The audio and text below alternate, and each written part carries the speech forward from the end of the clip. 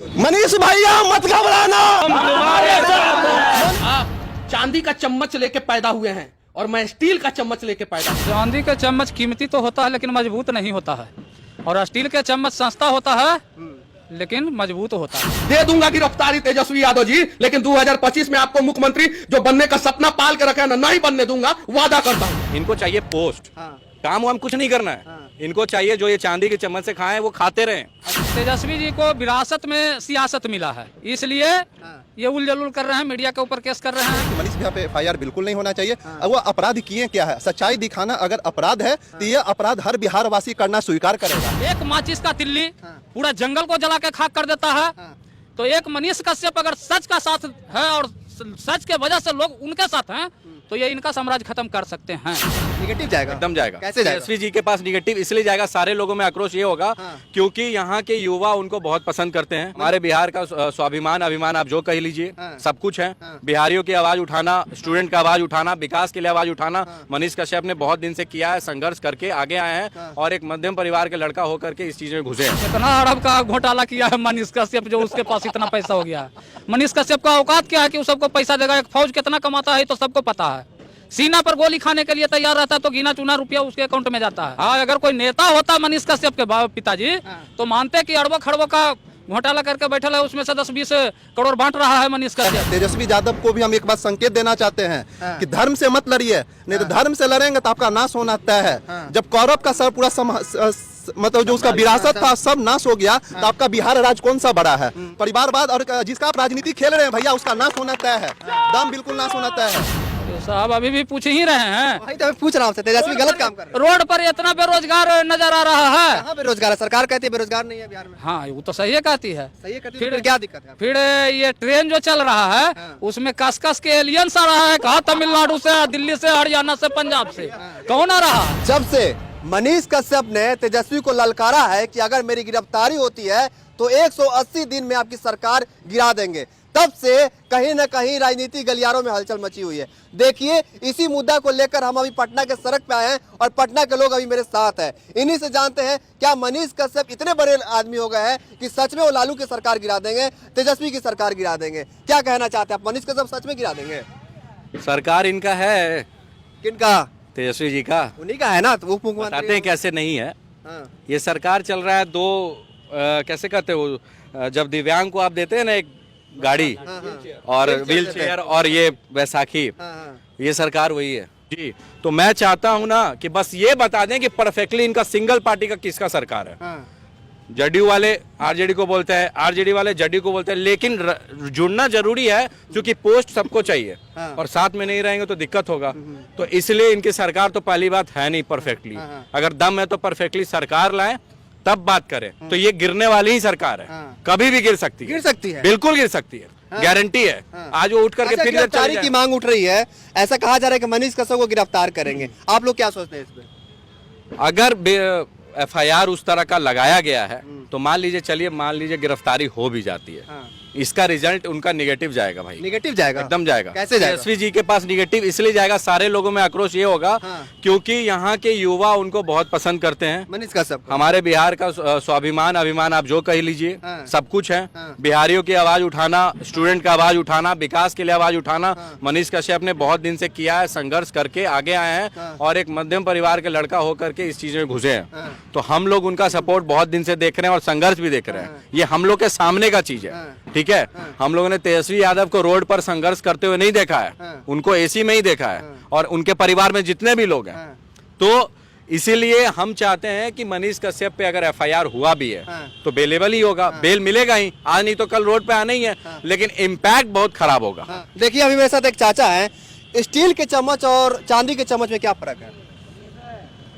चांदी का चम्मच कीमती तो होता है लेकिन मजबूत नहीं होता है, और स्टील का चम्मच सस्ता होता है लेकिन मजबूत होता है। मजबूत होता है। हाँ, मनीष कश्यप ने कहा था कि तेजस्वी जी आप चांदी के चम्मच लेके पैदा हुए हैं, हम स्टील के चम्मच लेके पैदा हुए हैं, इसका क्या मतलब है? मतलब है कि तेजस्वी जी को विरासत में सियासत मिला है, विरासत में मिला, विरासत में सियासत मिला है, इसलिए ये उलझुल कर रहे हैं, मीडिया के ऊपर केस कर रहे हैं, उलूल जुलूल कर रहे हैं। और क्या हुआ? और क्या हुआ ये? हाँ, और मनीष कश्यप दर दर का ठोकर खाकर लोगों को सच्चाई दिखाकर लोगों का चहेता बना है। कि आखिर क्या वजह है कि जो मजदूर गरीब का आवाज उठा रहे हैं उन पे केस हो रहा है, क्या वजह है?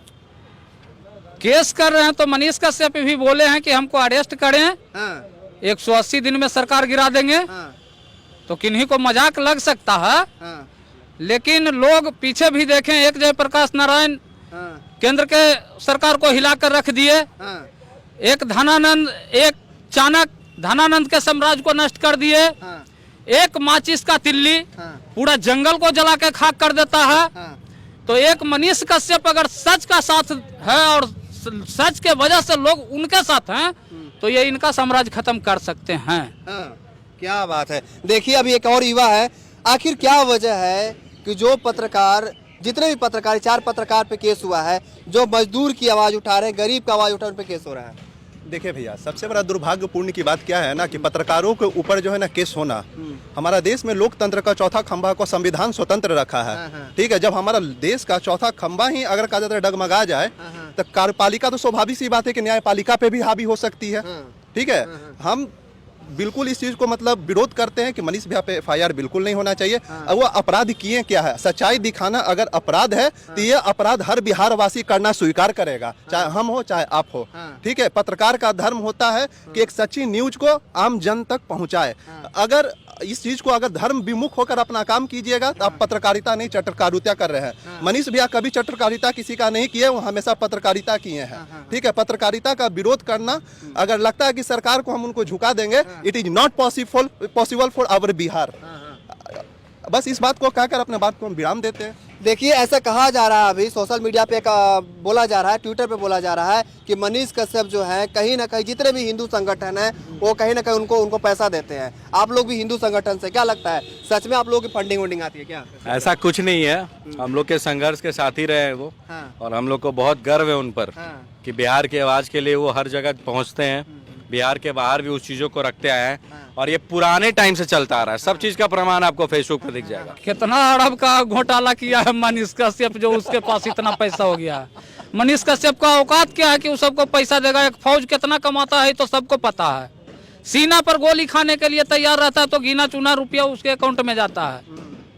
हाँ, अगर कोई नेता होता मनीष कश्यप के पिताजी तो मानते कि अरबों खरबों का घोटाला करके बैठल है, उसमें से 10-20 करोड़ बांट रहा है मनीष कश्यप।